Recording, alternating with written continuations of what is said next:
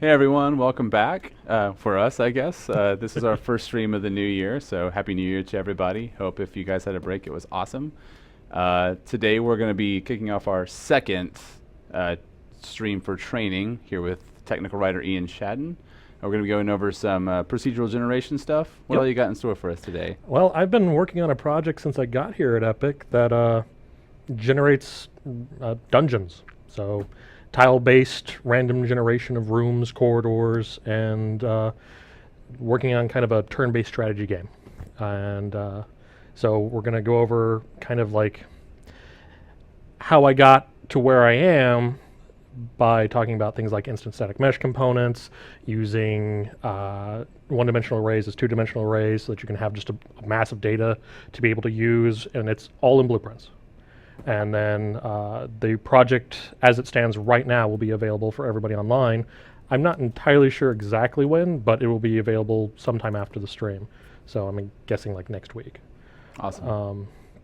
So I guess I'm just going to jump right into it here and go ahead and show you guys how I started out. Now this is an example I put together a while ago for, I believe his name is Zoostack, up on the forums. He's the guy who's working on the hex-based Oh yeah, I think so.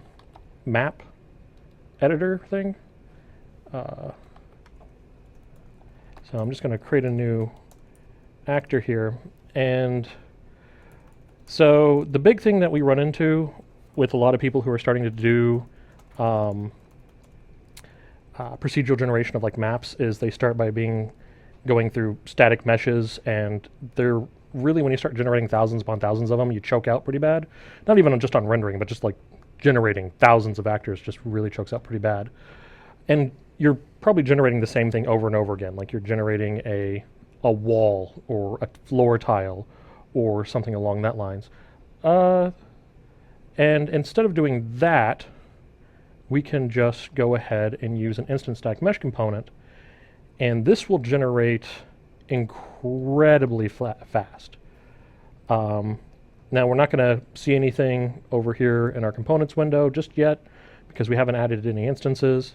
But if we do, I mean, there it is. We have a tile so that we know that at least that's working. But this isn't where we're going to generate these things. We're going to go over into our graph, and just to make it so that we can view this in the editor, I'm going to do this in the construction script. So right off, we need a couple variables, and really I'm just going to be working with integers here. So one of them will be like our map x and our map y. So I'm just going to call these max x, and I'm going to create another one, call it max y, and one last one for our tile size. And these are all going to be exposed so that we can mess with them, but I'm going to compile them out and give them default values of, we'll just start at 32 and 32 and 100. The tile size is literally 100 by 100 units, so it's just a known value. If you're using like the cube or something that is in the engine folder, it should be 100 by 100 as well, so there's no real big deal there. So I'm going to get my x, get my y, and we need to know how many of these we need to loop through to create. So just going to multiply them against each other, minus it off by 1, minus 1. And this will give us the grand total number of tiles that will be in our map. So, you know, just simple area right there. And then we can plug that into a for loop. Oh, not the first index. We want last index. And the reason we do -1 is so that we can start at 0. And we are going to need now our floor. Just put that over there. Now this is going to return to us our index, which we are going to use against our max y. We need to divide this and modulo this to get basically our coordinates in space. So think of it like a 2D grid. And something fun that I found out today is that this works on rectangles. I could have sworn looking up stuff earlier that this would not exactly work on rectangles, but it actually does. So I'm like, hey, sweet. So with that, we have our instant static mesh component, and we're going to have grid locations. But now we need to have our grid locations actually transfer into a location that we're going to be able to use. So we're just going to times them by our tile size, and this will give us our world space locations to plug into our transform for when we create or add an instance to the instant static mesh component. So this, we need to do a make vector, and we just plug either one of these into either side. For this test, it doesn't really matter which way is kind of north. And off of our floor, add instance. Plug that. Plug that. Now, when we drop this into the world, since we've done this in the construction script, this will just simply make us a floor. So just drag this out of the way over here right quick and save it just in case something bad happens. Drag it out into the world. Did I set tiles? Whoa, where did we go? I just went off into the world. Let's get rid of that. Focus back on world data. And I appear to have made a miscalculation.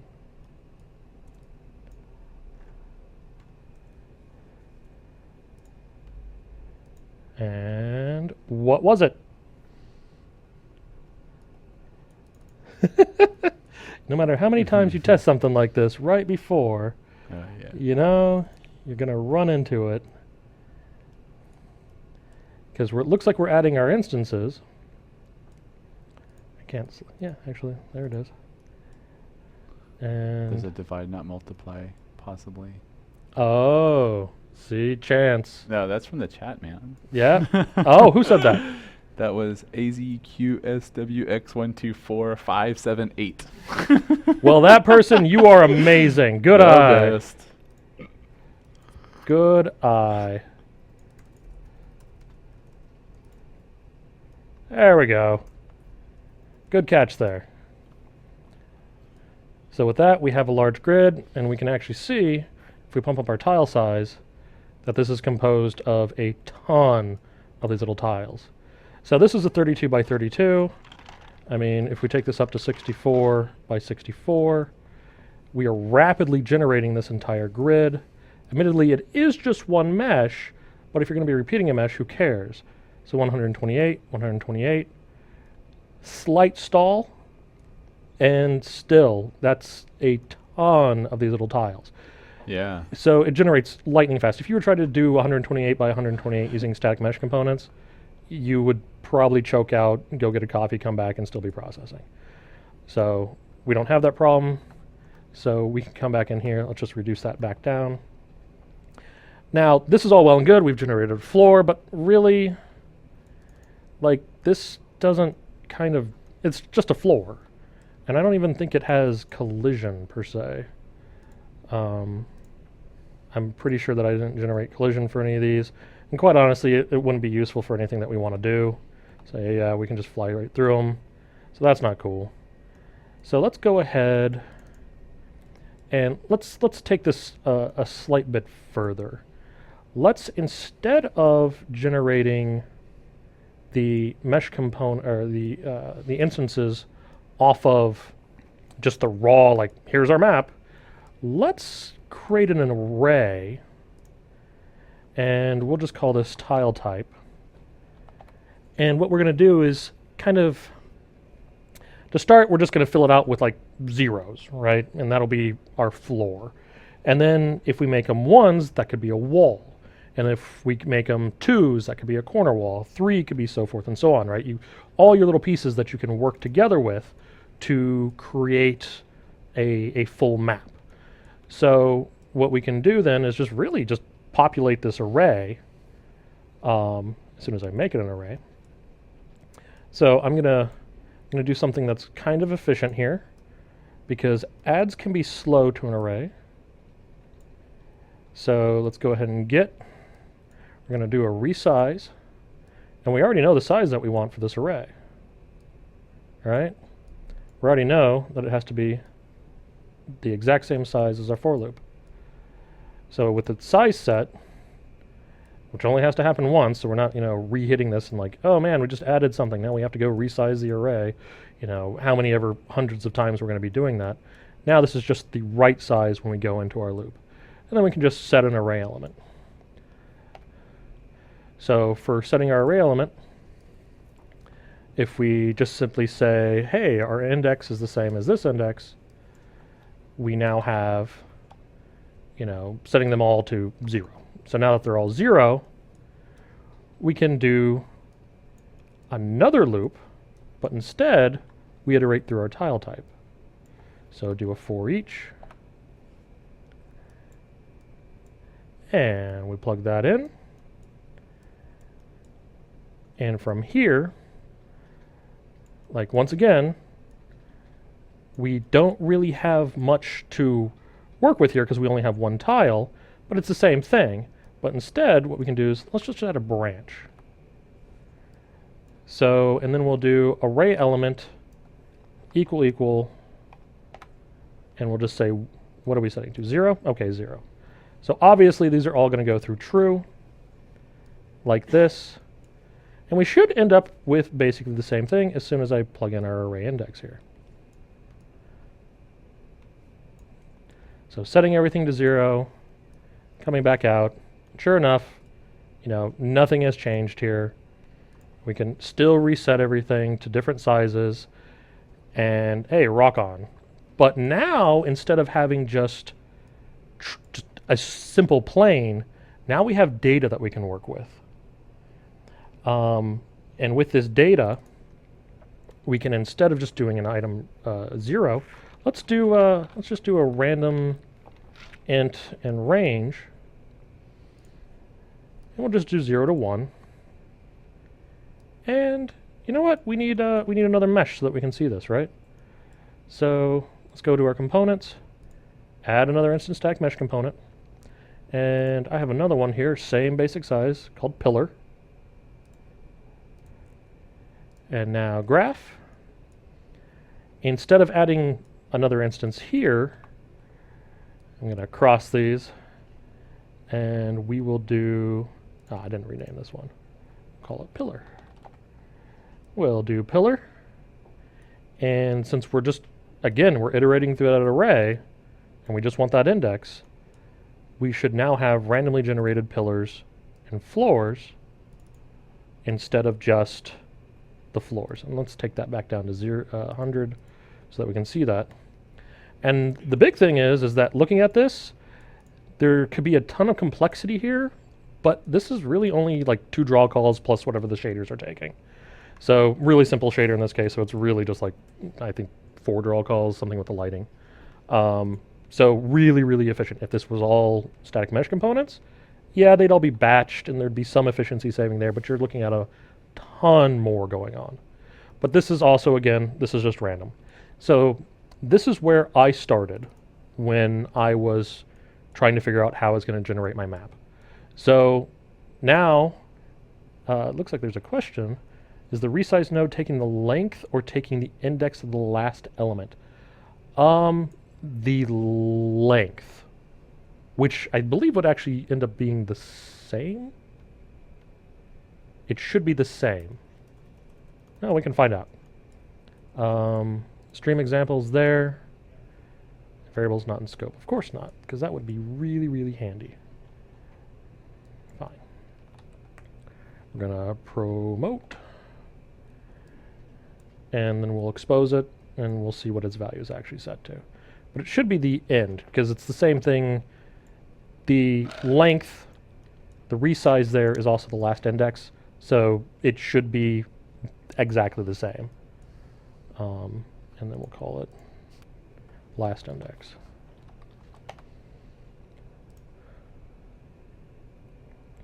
Yep, 1023. So, and that will be the last index that comes out of here, because it's 0 to 32 by 32, or what are these? Yeah, 32 by 32, which would be 1024 minus 1, 1023. Shouldn't the resize not have a -1? Well, if it didn't,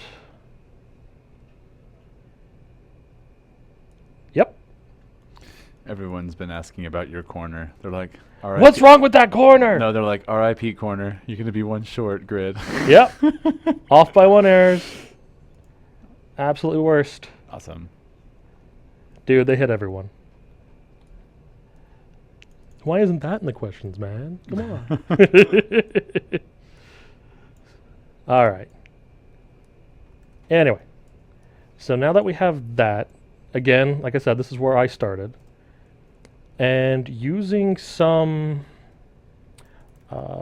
examples that, you find out on the net of ways to generate stuff, I went ahead with a methodology that uses quad trees to kind of define a cut-up sort of surface to define rooms. So I'm just going to pull back here, and this is what I've been able to generate in blueprints, and the tile sort of system is the first part of that. So there are a grand total of 8 different tiles, so 8 different instance static mesh components that compose this map, and it is just a single slab. You just saw it pop up real quick, it renders quick, and just so that we can all see that it is actually randomly generated, I'm going to go ahead and just change my seed for that. And we will get an entirely new map. So cool. Looks like we got some more drop quads on this one, but speed up. Now move up. So there's that. So I'm going to go ahead now and kind of take you through that methodology. Are those things lit by light map? They're dynamically lit, which is something else we can talk about, like the efficiency of running into all these things casting shadows, which I don't know if I possess again. You can see that like all these things are casting shadows through here. But if let's see if I can get into a location where you can see it better. Yeah, like right here. So this light casts a shadow. You can see it right there around the corner. But if we push it far enough out, as it follows the cursor, you can actually start to see that it no longer casts shadows. It does a overlap and then a crossfade between 2 different lights. And so then you can see the shadows fade in and fade out as you move to and from its location. It actually is incredibly efficient to do that. If not, this would choke horribly on anything over about 20 lights. So really didn't want to do that. So all dynamically lit. And so let's go ahead and drop into how I build this. So I'm going to enable the rendering on one of my key blueprints here so that you guys can see what it's doing.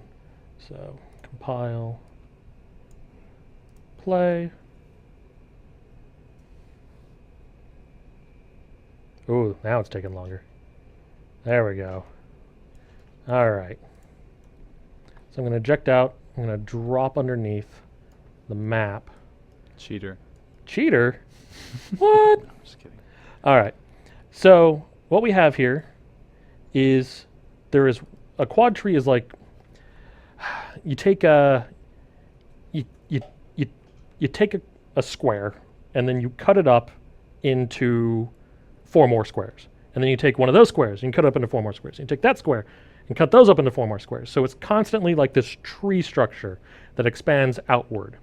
And so for this, that's great, because if you randomly take your square and you're like, I'm going to cut narrow here, but right in the middle here, you got little rooms and larger rooms. And so if we look back at the map, we can see that actually you can see the large quad. And then if we look for it, well, there's the first major break, and right there, because this continues all the way across. And so this break combined with probably this break, and then there was probably a dropped quad somewhere in here, which means that, well, we've just divided up this space into something that is roughly room-like, more cave-like, I suppose, but it could be used as rooms. And then if we take those and we say, hey, let's shrink those down to create something that, has to be so far away from every other wall, has to have its own center place, then you can be like, oh, okay, well, this will define where we're actually going to put our tiles in for our rooms. And a lot of that decision-making process is completely random. Like, I'm going to crack open the quad tree setup, and let's go ahead and stop. We're really just starting out. So I do everything in my game mode. So my game mode is calling the construction of all these things so that at any given time I can control the order in which things are created, so I can pass data from one thing to the next. So think of this as on begin play.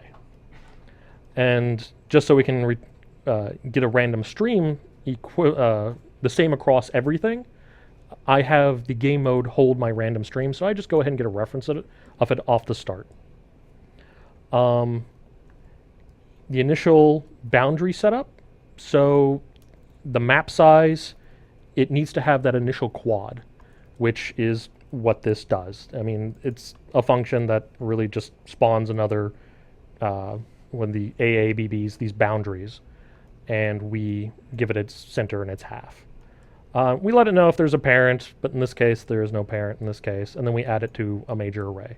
So this thing gets called a ton, as one might imagine. Going through the rest of the event graph, this is a bit of math that is really just set up to limit how many times we cycle and try to create rooms.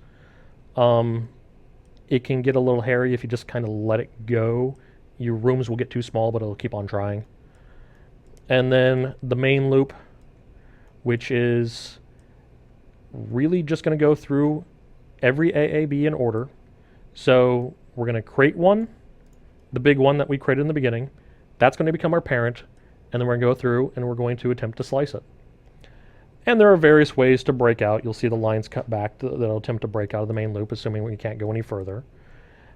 And if I can get to it, random chance for dropping rooms, generating quads.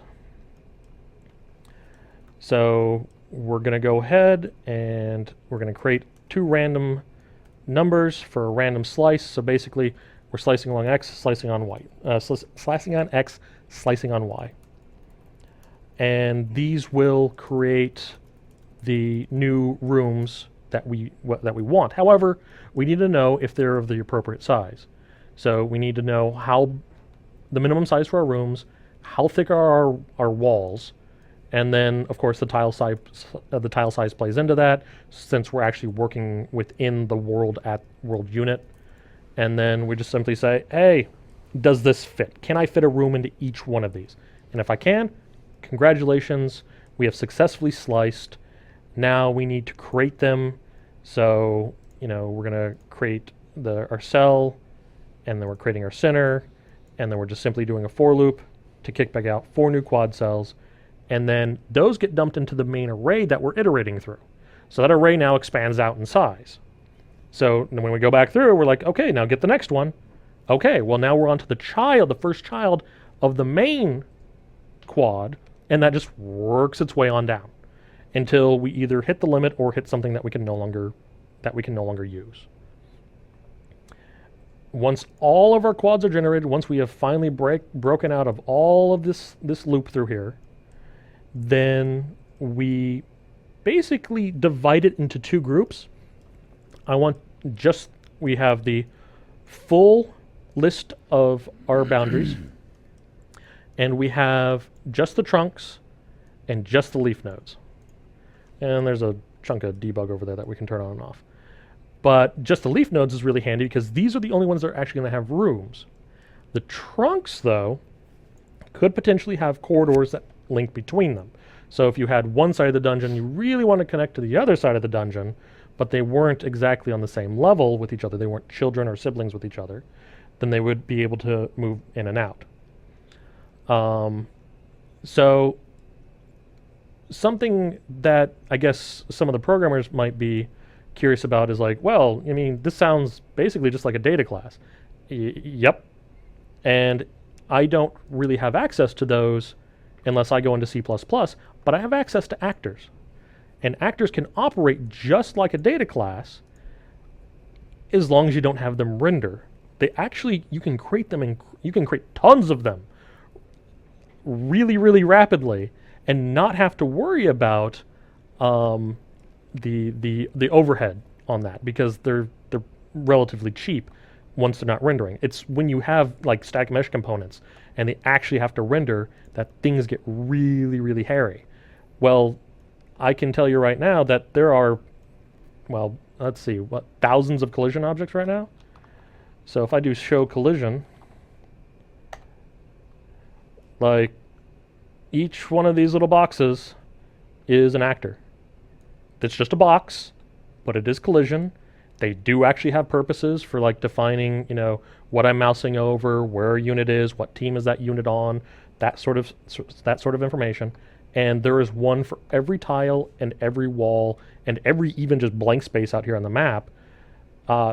If it's just for the light that follows the cursor around, right? So don't be afraid to create basically non-rendering empty actors as far as components are concerned to hold your data. It's actually really, really, really efficient to do so. Not as efficient as actually, creating a C++ class that holds all that data for you, but still, at the end of the day, really, really, really useful in that regard. So now with our quad tree created, after that aside, I mean, I'm seeing a chunk of questions here off to the side that I want to jump into right fast, because especially the one, is it possible to randomly place pre-crafted rooms? Absolutely. If you had a room already built and it was a blueprint, or you just simply had a static mesh layout, absolutely you could do that. Because the rooms that you're generating, you're going to have the size of. So you're going to know that, oh, my 3x3 fits into this room because it's a 4x4. Great, I'll shove it up into insert random corner here, and then it could be your ogre pit or something like that, or it could be a torture chamber, or it could be a high-tech facility. I don't know. I mean, it could be whatever you want that chunk in there to be. Can this generate distance fields? I believe I saw something recently about instant static mesh components actually do now use distance field stuff. There was an issue where they did use them, but they were all crammed in at the origin of the instant static mesh component and not the instances. I believe that's been addressed. Yeah, I requested it. I mean, I love these things, and I'd love to be able to use distance fields on this. You can light map that though, right? Especially if it's made in the construction blueprint, so no light maps are possible. No idea. I have never attempted to light map this. I would imagine that I believe you can, as long as it's built in the construction script, and therefore, it can actually run through light maps. This is all being generated at runtime, so no. My stuff is being generated at runtime. The actual instant static mesh components, I think you're good on. If somebody can correct me on that, if it is or isn't, that'd be great. With this, can I also make some rooms in which I always want to spawn, let the rest of the rooms spawn, and be made in random? Same basic question as, can I define a room as something, like a pre-crafted room? Yes. Let's say you always wanted to start in the room that was in the lower right, whatever, at closest to 0, 0, right? You know that room because it's a simple distance calculation to say, oh, I only have 16 rooms. Which one's the closest to 0, 0? That's the room I want to start in, and I want my boss room to be the one that is furthest away from me, but not the one that's furthest away from just like corner to corner, but the one that maybe you do your A star calculation for the path around to figure out, oh yes, there in this corner, that's the one that's furthest away from me. There's my boss chamber. That's the final encounter. That's where the treasure is. So then it's also spawn these rooms at a random location. What are the parameters that rooms have 2 connections, 2 corridors? So is it possible to spawn these at random locations? I'm not sure what the question is. Yes? What are the parameters that the rooms must have?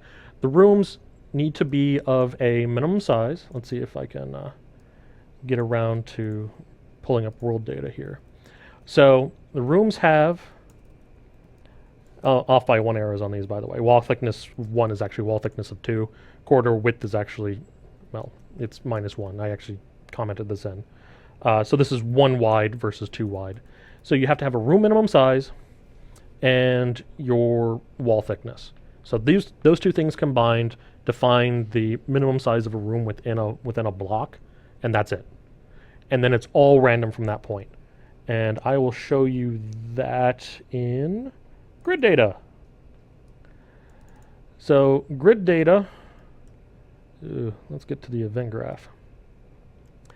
Grid data is where I actually create the world. So the quad tree generation just generates the boundaries for my rooms.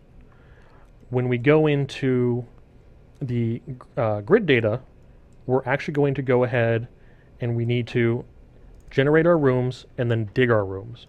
So this is going to generate the room for our room tiles.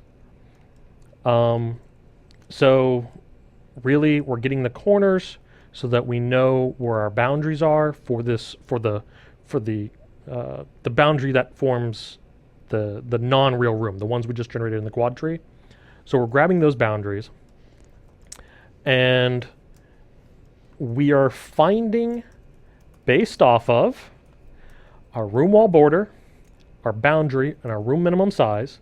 So in this case, boundary left, boundary right, boundary bottom, boundary top. So all of these things combined, we are trying to find a center location for the room. So we're a little bit of a weird way to do this. I would argue that it would be easier just to kind of take in from the sides, do a, so here's my boundary, and I'm going to say, hey, give me a random number here, give me a random number here, give me a random number here, give me a random number here. That way and then you figure out your center point from there. That way because now what I'm doing is I'm saying, here's my main room. All right, I have a range within the center of the room where my center can exist. I'm going to choose that point, and then I'm going to try to figure out a room size that fits within there. It creates nice small rooms, but they're almost uniformly small. You very rarely get nice large rooms because you're very rarely going to choose something in the middle. So other ways to do it, this is just the way that I chose. So back at the blueprint here, so we're finding our room, and we're using random streams, by the way. If you guys aren't using random streams, these things are awesome. I don't have to save the map, I just have to save a seed. And it affects everything. Currently not my unit generation because that's something I haven't refactored yet, but everything within the map is affected by the stream. You can regenerate the map based off of a single number. So we're going to randomly find a center point that we can use, and then we're setting up a bunch of variables here called half x, half y, half y2, half x2. And really we're trying to find the smallest value based off of what we've just generated versus where the boundary we're trying to find the smallest value comparatively from the center of the room to the old boundary, the boundary that we originally passed in. And of course taking into account the room wall border there. And then we ask a bunch of questions. Is half x2 greater or less than half x1? Yes. Okay, then we're going to set half x to half x2's value.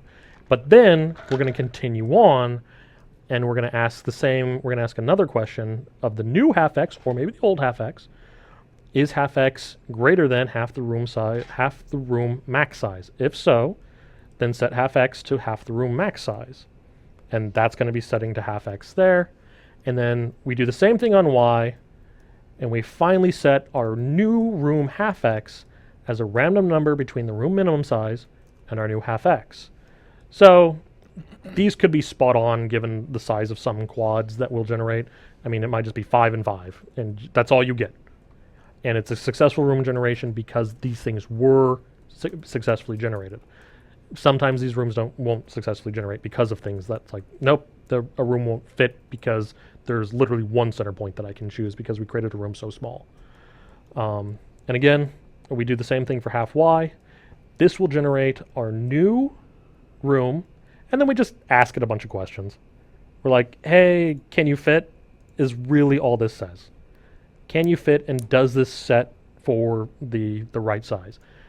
Looks really complicated. Yeah, there's a lot of lines cruising around there, but really just some really simple questions that probably organized way badly.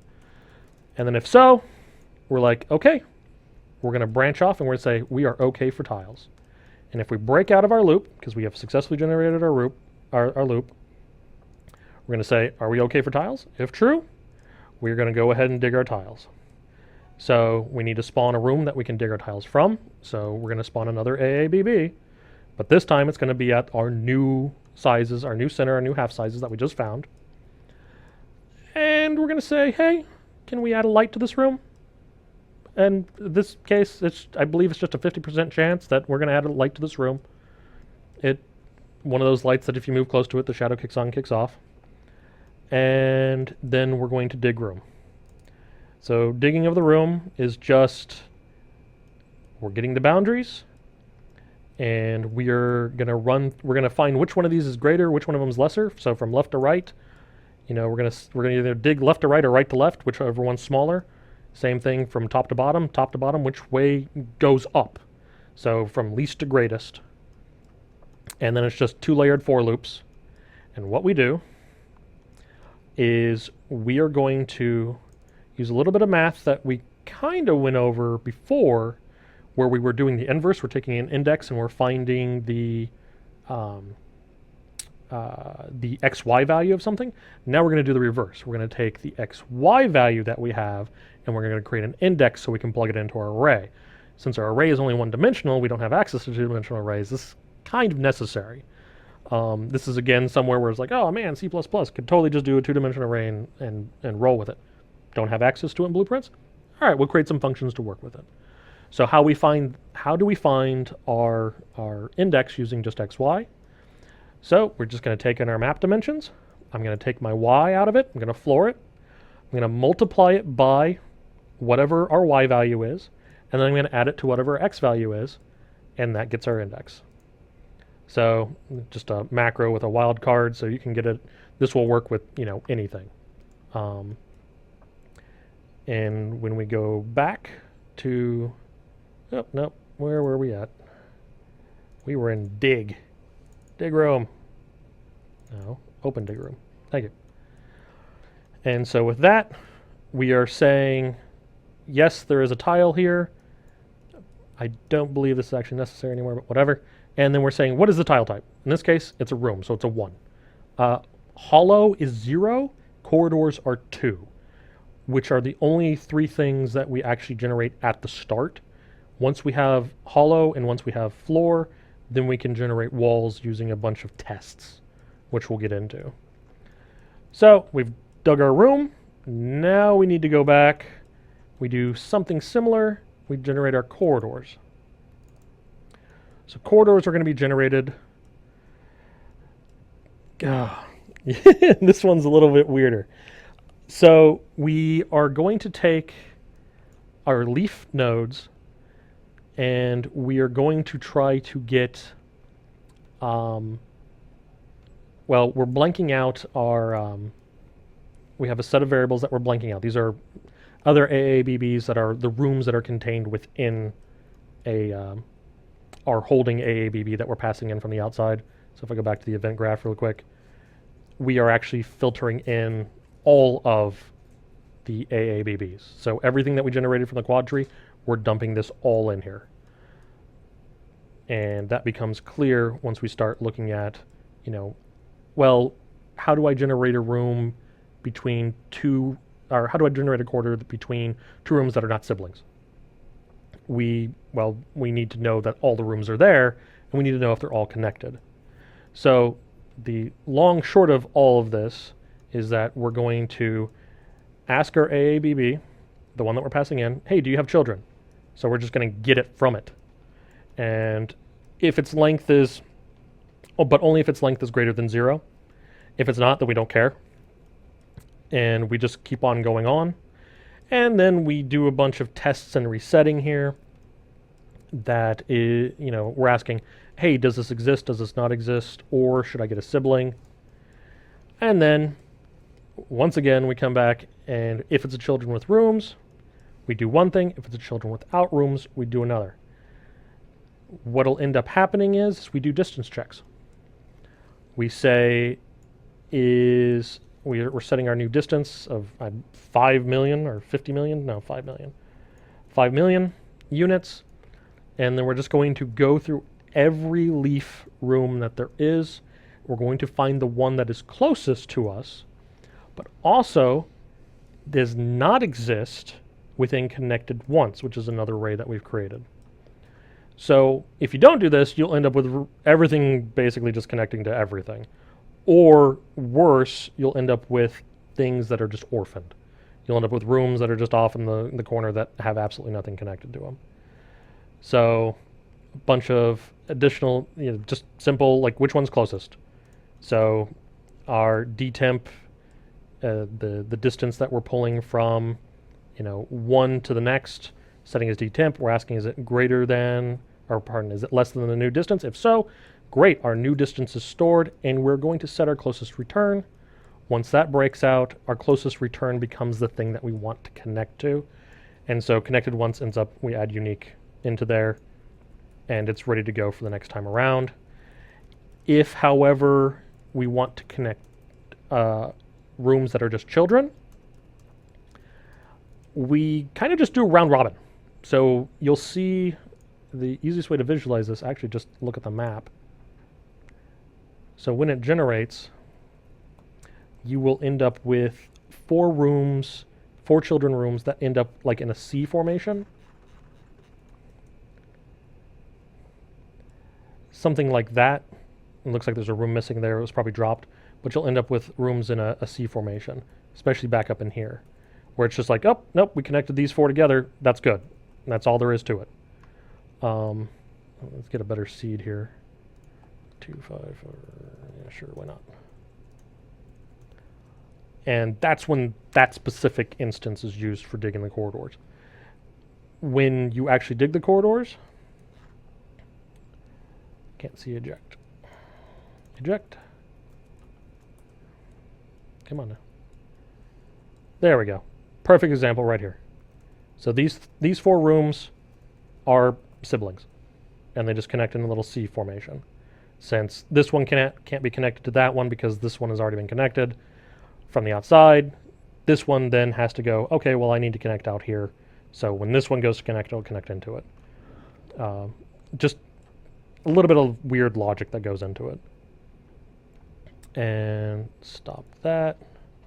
Bring back up the blueprint. So once all of that has been decided on either one of these, so you'll see dig corridor. Dig corridor is just another function in here. Same concept as the room. This one's not commented, but it's digging an L shape. So you're tracing from the center of one room to the center of another room, and they're at an angle. So we're going to dig up to the center of one room and then dig over to it, so that you end up with these tiles set to 2, I believe. Yes. Set array element, these tile types will be set to 2. So 2 is our corridor type. Once all of this madness is said and done, you would really just have the floor. If we rendered just what we have right now, we'd have empty space and floors, because corridors are floors. If we go back into our event graph, then we can go further. And what we get into is some just setting some variables just so we know sizes like last index, x max, y max. We do edge clearing. So just in case a boundary attempted to extend off the edge, we're going to make those hollow, make it a wall, essentially. And then the big workhorse here is generate walls. So generate walls, it looks kind of crazy, but really all it's doing is asking a bunch of questions. So one of the key values that we have here is we're going to test 8 directions. So we're going to ask, if you look at it like it's a 2D array, we're going to take a point, we're going to say, hey, what's north of me, what's north, east of me, southeast, so forth, all the way around, and we're going to say, what are those? Are they zeros? Are they ones? What are they? And from just simply knowing who my neighbors are, I know what to make myself based off of a number of questions I can ask. So this whole function, all it does is return the 8 surrounding tiles. And it looks kind of it's kind of sloppy, but this was how I had to get through, being able to test things quickly and efficiently out on the outside. So let's go back into generate walls. So the first thing we need to do is we're going to figure out what are walls. And basically this just simply says, hey, I'm a 0, so I'm empty, because you can see right here, we're going to iterate through the entire tile type array. We're going to get our index, we're going to get our indices, and then we're going to say, hey, tile type, what is at that location? And I want it to be empty. And with it empty, we're going to say, hey, do I have any neighbors whatsoever that are floor? And if they are, we're going to change that array index to 99, which is our base wall. So that's our initial loop. So now we know floor's empty wall. So we're going to clear our test array, and we're going to loop through everything again. We're actually going to loop through it 3 total times. So we're going to ask, hey, I'm looking for walls, because I want to know specifically what I'm going to be changing the walls. So, hey, test array, give me that local XY index, give me my walls. And with our walls, we're going to go through and we're going to ask it a ton of questions about its neighbors. Hey, is anything north, south, east, or west, just on those? Are any of those also walls? If true, then there's a possibility that you're probably just a single wall You're probably just a single wall section. If north and south are both walls, then you are probably a wall as well. Or east and west are both walls, you are probably a wall as well. If north and east from you are walls, you're probably a corner. Maybe. You could also be a back-to-back wall. So it breaks down, and if any of these are false, it just keeps on going down the line. It says, hey, maybe you're just a single wide wall, so you're back-to-back with another wall. So we ask that question. Is there a core? If north and south of me are walls, what are east and west of me? Are those floors? If so, I'm a back-to-back wall. All right, cool. And then we say, what about outside corners? Well, outside corners, if north and east of me are walls, but south and west of me are floors, we're probably a corner. There are other things like, you actually testing like the full range of everything there, but that's because of cases where, what if you have 2 corners that butt up against each other, kitty corner? Well, we need to know that so that we can define that it's not just a corner. And then we say, we do caps, and if cap tests are not true, then it ends up being a pillar. So a pillar just has all the floors around it. And just a little note, if none of these are true, then it's probably an inside corner, but that's a whole nother bag of tests after this loop. Inside corners are difficult because a single tile could be up to 4 inside corners. So we break out of that wall loop up here, we come down and, yep, we're looping through that entire array again. And we're saying, and we're doing a series of tests in sequence asking, hey, am I an inside corner on this side or that side or all of these sides? And if so, we are going ahead and at this point we're adding instances to this. It's just more efficient to do right here. And we're also adding just a single cap down here. We're saying, hey, is the filler being created for this tile? If so, then cool, don't create it again. So each one of these also has a quick function for creating the static instant static mesh, but also we're storing our tile type. So go back and make wall. No, not make wall. Where is it? Generate walls. So you'll see that we're setting our array elements to like 103, 100. All of these have values. If you want to use them later for anything, you will simply have a data array that's just simply there, sitting there, waiting for you to use it. And then after all those tests are done, everything is created. We go back to our event graph. This is actually just a bunch of test stuff. Most of this stuff is now actually handled. This was testing. Most of it is now actually handled in the generate walls. This out here generates all of our collision. So wall collision, tile collision, based off of, hey, here are the tile types that equal wall, and here are the tile types that equal corridor, and here are the tile types that equal empty space. And then finally, everything is all said and done. We call back to our game and we say, hey, grid's complete. Here's the tile type, because we're going to use this tile type array to do pathfinding. So, and that's a whole other thing right there. I mean, A-star implemented in blueprints is fun. So, okay, with that, it looks like there's a ton more questions over here. Let's see. Why is the blank tile rendering with light? Wouldn't you want to set it to unlit black? The blank tile. So when we hit play,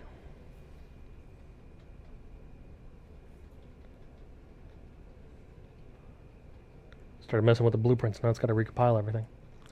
So the blank tiles are going to be these tiles out here. So I didn't want to just do empty space. I wanted it to be filled in so it kind of felt like a full underground kind of complex deal going on.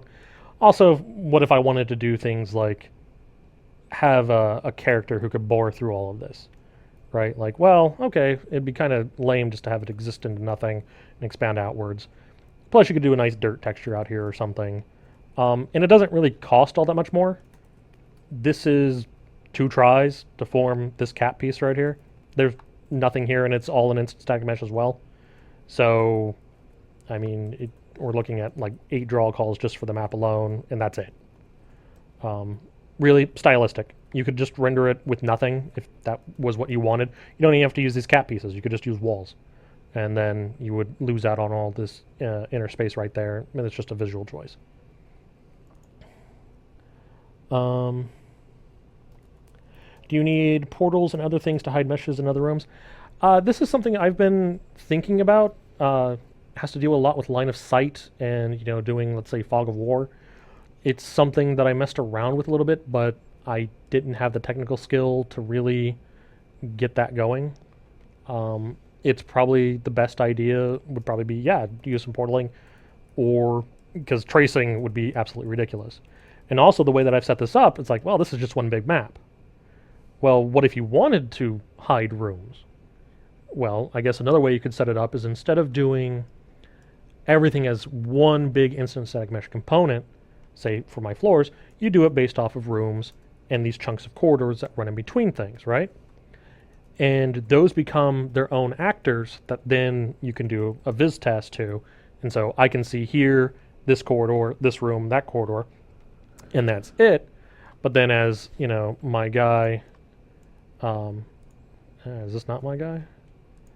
Yeah, he's my guy. So as my guy approaches down here, come on now.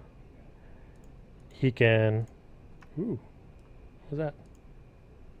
I can't get there right now. So as he approaches this room, you know, I can see through here, and then that would pop up. And then maybe as everybody moves out, these rooms start to disappear.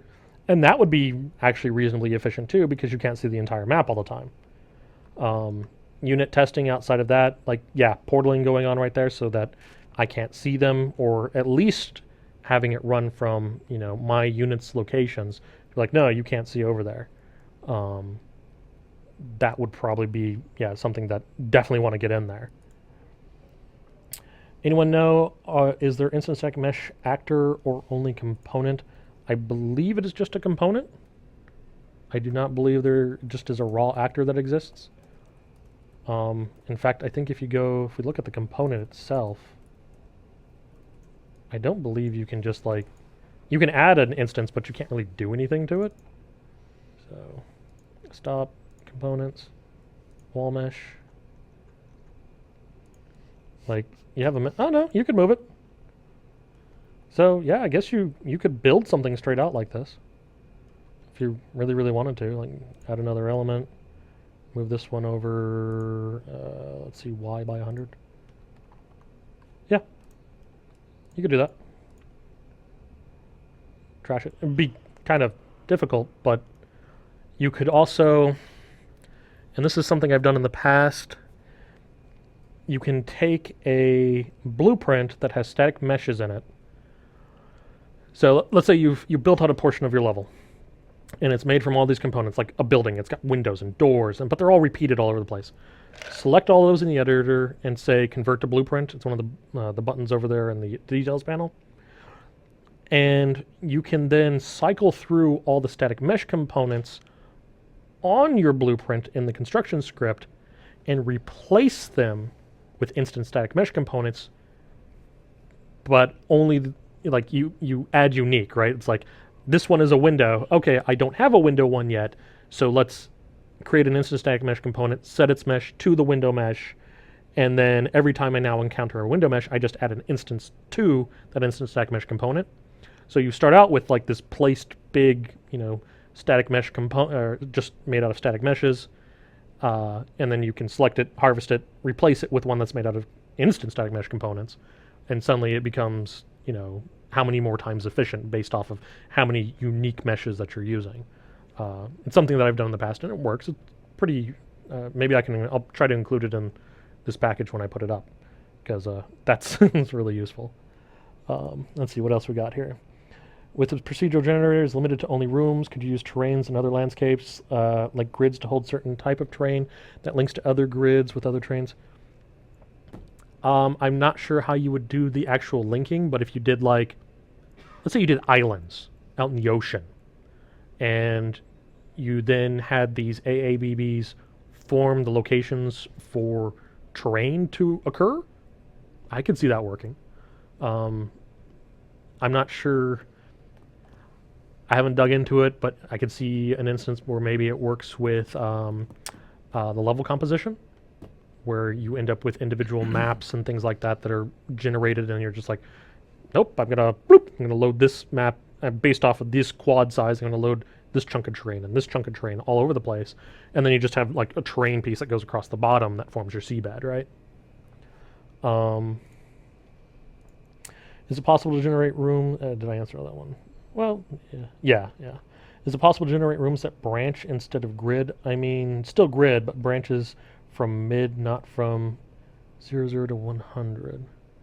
Possible. The idea is they're wondering about starting your chance answer show. Yeah, carving from the center instead. You just start from the middle of the array. And yeah. You'd have to tell it to go back and get the other indices that are before that, but that's completely doable.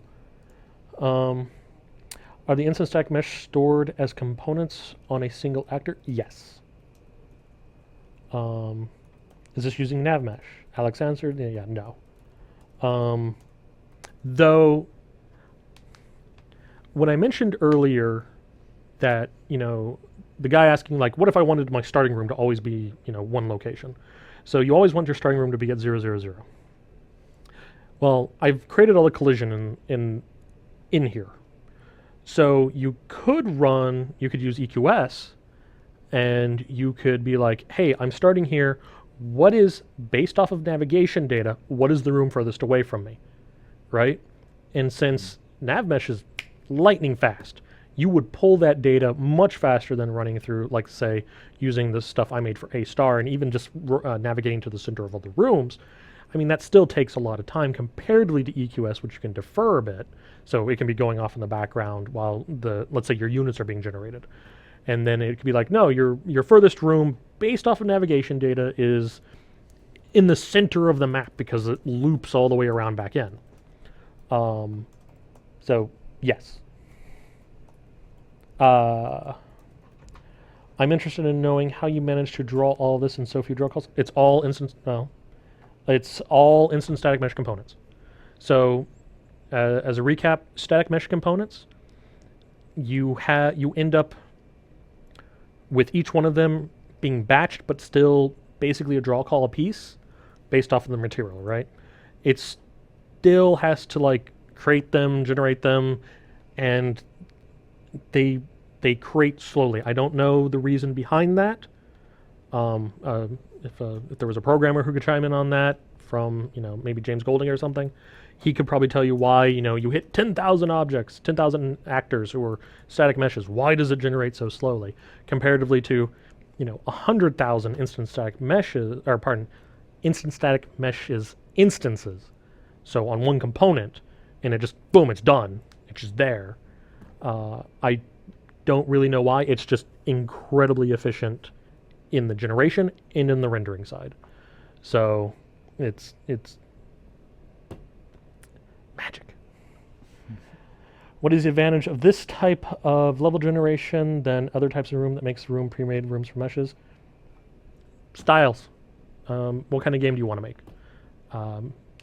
I believe, thinking back, I'm not entirely sure. I think it was Ambershee up on the old forums, possibly in beta for UE4, created his own version of this, but it was, really tightly packed. So your corridors would be, there, and then you'd have all these rooms stacked on top of it, and you had this little wizard running around, and it defined doors and everything. And it was a style that he created, and that was, that was what he wanted to do, and that was useful to him. This is kind of what I wanted to do, and this was useful for my idea. I wasn't creating a more Diablo-esque game. I was creating a kind of like, I wanted to have rooms be tight, compact kind of combat scenarios, and then you would move through them, and the corridors would be kind of like a slowdown, that break, that pacing sort of generation. So it really just depends on what you want, what you're looking to make. Besides that, it's fast. It's really fast. I mean, blueprint to compile the blueprints takes like 10 seconds. Map generation takes under 2. So and this is running at, I believe, 64 by 64. Doesn't it look? Map dimension says 64 by 64. So 2 seconds to generate, 64 by 64 map. That's not bad. And that looks like all of the questions. So, unless somebody else has got something, I don't know. We can talk about A star if you want.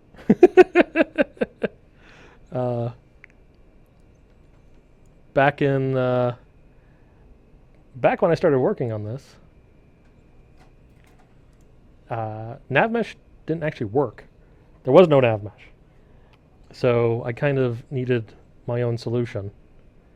And so I've seen a couple other guys up on the forums have already done this. You just kind of, using the tile data that I have here, I've been able to do my own A star implementation. So as using the tiles that are available, event graph. So if anybody's ever looked at A star, go, if you haven't, go look it up. It's really just it's a long way of saying, hey, what's the most efficient way? Is this getting me closer or further away from my goal? If it gets me closer, let's continue down that path. If not, then maybe we need to loop back around and find a more efficient route. Why did you choose to build the tile size at the same size as the player? 100's just very easy to work with. quite honestly. Sorry, I just looked over at chat and saw that one pop up real quick. Anyway, um, so A star, I'm feeding in a start and an end. And this is another place where I'm using, let's go down here to the very end. Oh my god. Oh my god. I am using a data class, an actor as a data class. So this is my path node. It stores all of the relevant A star data that I need, and it exists for a fraction of a second, but having reference to it within the system allows me to, you push that actor in and it becomes that chunk of navigation data that you need. So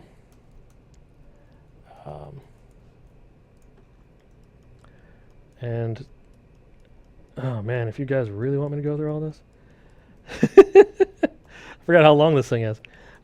Well, really, I mean, it's, again, primary loop. You're trying to go from point A to point B, and we have a series of failure points, or success points, like, hey, does the last node equal the end node? If so, yes, we have found a path, rock on.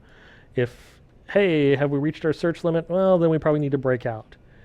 And then there's a bunch of optional stuff, like, do we add additional weighting?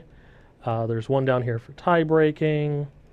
And then we're asking, hey, what are our valid directions? Like, do we just go north, south, east, west, or do we allow corner cutting? And then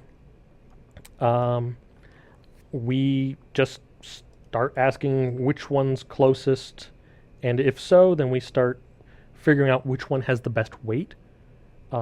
Example being, like, what if a tile was oil?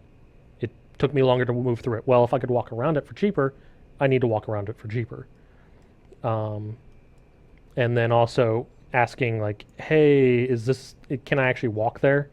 Because mgrid, right here, that's the tile type from the grid data. So it knows what are walls, it knows what are floors, and it knows what are corridors. So each one of those could have a different weight. Yeah, whether or not we allow diagonal cutting. This is just in case to get rid of duplicate nodes. And goal weight, if we're hitting something, then A, we need to adjust our goal because we're moving closer to our goal. And a lot of log reducing for spam. So one of the things I didn't talk about is if you attempt to test a grid location, but it is outside the range of the array. So, what is -1, in the grid? Well, we can access that because we are attempting to cut up into that corner of it. So when you do that, Blueprints is really nice. It just says out of range, but it says it a lot. I mean, if you're dealing with, 64 by 64, then you're going to hit, what is it? It's going to be 66 across the top, and then 66 across the bottom, and then 64 on either side, and you're going to it's just going to throw a minor error, but it's log spam. Like, what if I need to find something useful? And so there's a lot of checking going on, making sure I'm not going out of range, making sure that, hey, this is the first time we're doing something, so let's not just try to get data from it. We need to add data to it first because this is the first time we're doing that. So just little things like that will make it much easier to read in the log. And then creating macros that kind of handle that stuff for you is really the way to go. Anyway, so cycling through our inner list and our outer list to figure out if our part in our inner and our open. So that way we can say, hey, does this exist in one list and in the other? If not, then we get to continue on. And making sure that we reset a bunch of stuff. Should only fire on mclose is empty. Again, reducing spam. And then our mclose array, same basic things. Hey, is this closer or is this further? Is this better or is this worse? Or is this equal? If it's equal, we don't care. We don't want it. We don't want to redo it. And then actually the math. So I found a bunch of them. And everything from Manhattan, max dxdy, diagonal shortcut, Euclidean non-square, They're all there. And there's just an enum that you can swap and be like, no, we want to use something else. If you do choose to do that, it was added not too long ago. I believe this is project settings, but there's a way. Oh, that's not going to work. How do I get this going?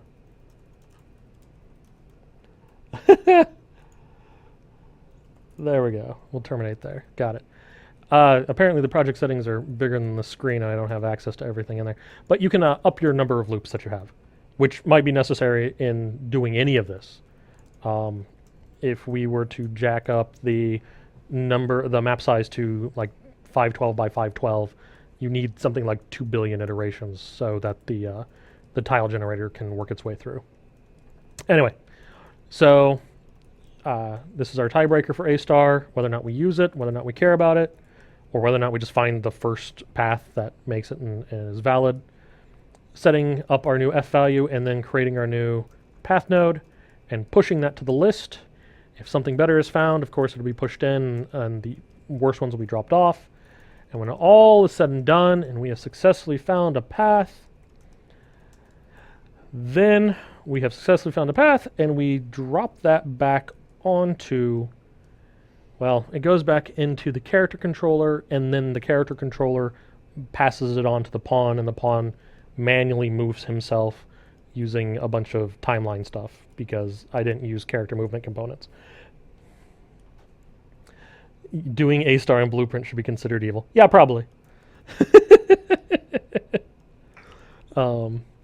But it works, and it's actually reasonably fast. Nav match fast? No. No. Not nav match fast. And for what I need, though, I didn't need nav mesh. I'm not going to have more than one thing moving on the screen at a time. So, yeah, there's that. Let's see. What other questions do we have? How would you add 2 or 3 meshes on a wall equally spaced between? Something like a face or some sort of temple wall or maybe pillars. Well, the easiest way to do it is while we are in grid data, you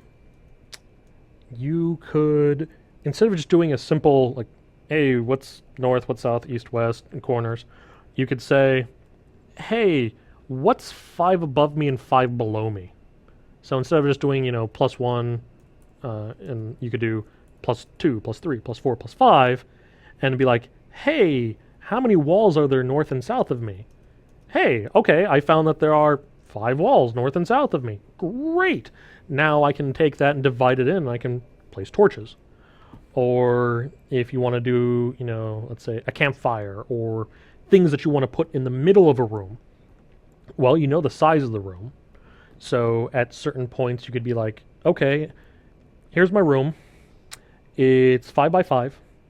And what kind of things can I put in a 5 by 5 room? So you'd have a list of things that, can go in a 5 by 5 room. Maybe they're 3 by 3 things, maybe they're 1 by 1 things, but whatever, they could exist in this room. They're not so much replacing the floor, but you would then add them into the room.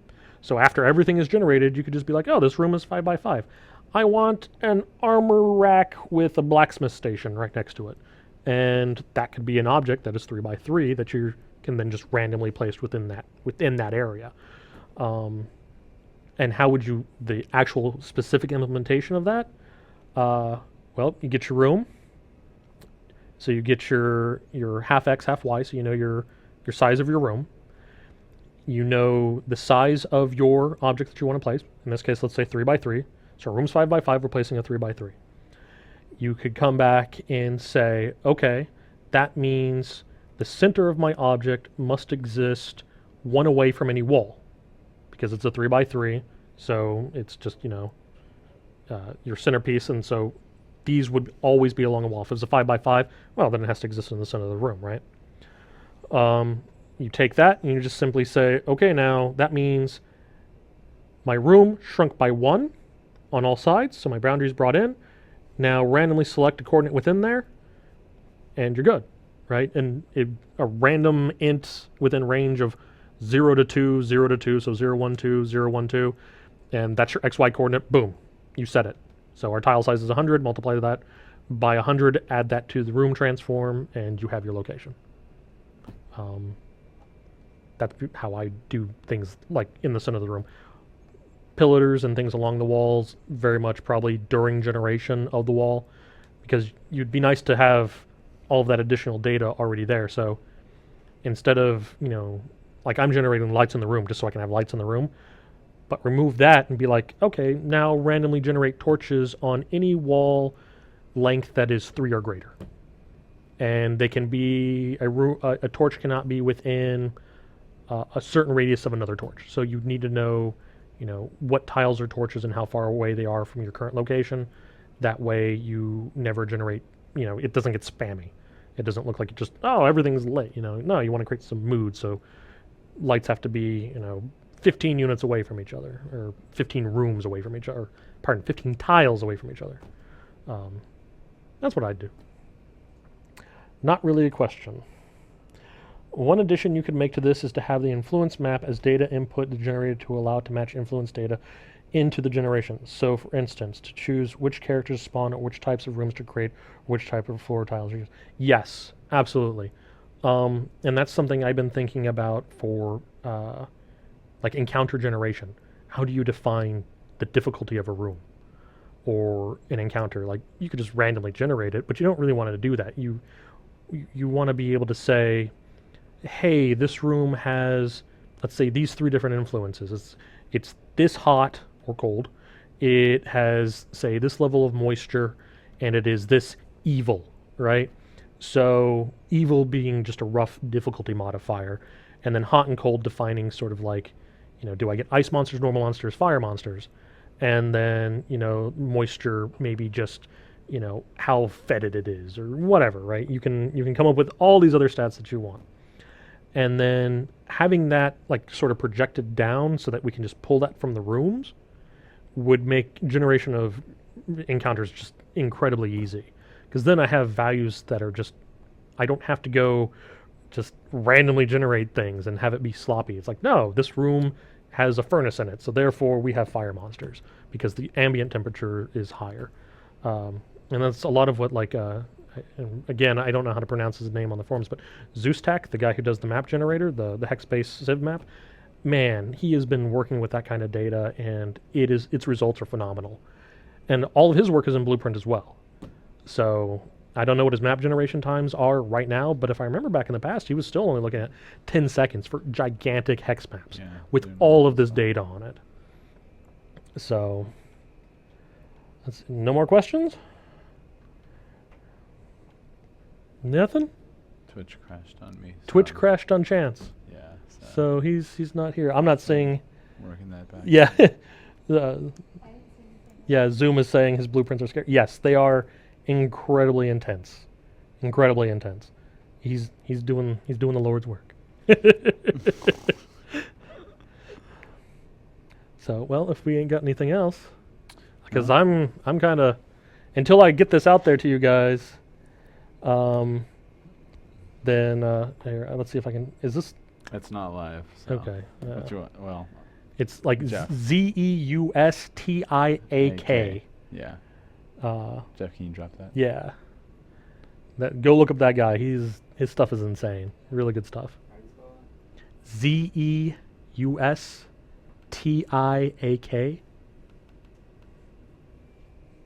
Yeah, that looks right.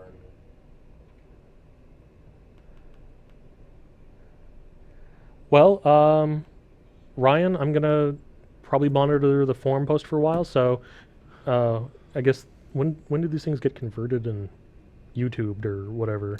Yeah, so the video will be available here on Twitch shortly after, and you can check it over in the videos side on the section, video section on the side, and then they will be up to YouTube within a couple of days. Yep. So and I'll drop monitor some that forum thread. So if you got questions, I'll be there. Yeah, we'll drop some comments on there. We'll update the forum thread with that, and we'll probably do a Twitter blast saying that it's available. And you say sometime next week the project will be good to go. That's what I'm thinking. All right. I would. It's outside of a few comments, it's basically ready to be chucked up there. Cool. So, Awesome. all right. Well, with that, we'll go ahead and shut it down. Thanks, everybody, for hanging out with us. Thanks, Ian, for coming and showing this awesome demo. It's really, really cool Anytime. stuff. I love that. So I'll be toying with it when it's available, for sure. We'll be back on Thursday, resuming pretty much all of our Twitch programming for the year and stuff, going over some 4.7 things, and then we'll have a support stream 2 o'clock next week on Tuesday. So don't miss them. Take care, everyone. Laters.